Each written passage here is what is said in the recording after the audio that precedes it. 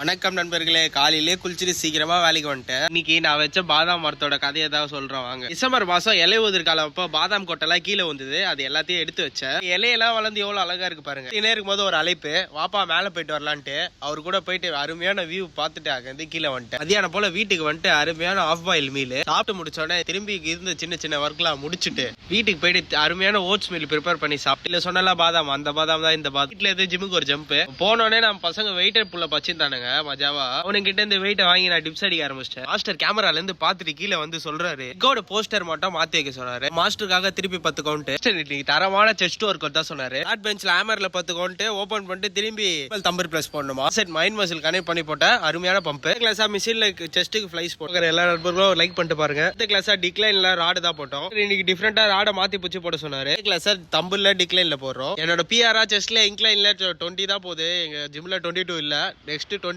அடிக்கலாம் இருக்கேன். C class flat பெஞ்ச்ல ஓவர் ஹெட் போட்டு கிளாஸ் முடிச்சுக்கிட்டேன். மாஸ்டர் டிப் அடிக்கலாம் வீடியோ விட மாட்டாரு. அவருக்காக ஒரு 10 கவுண்ட் பாக்குற எல்லா நண்பர்களும் சப்ஸ்கிரைப் பண்ணிட்டு போயிடுங்க நண்பர்களே. வட்டி சாப்பிட்டு நாளை முடிச்சுக்கிறேன். By guys.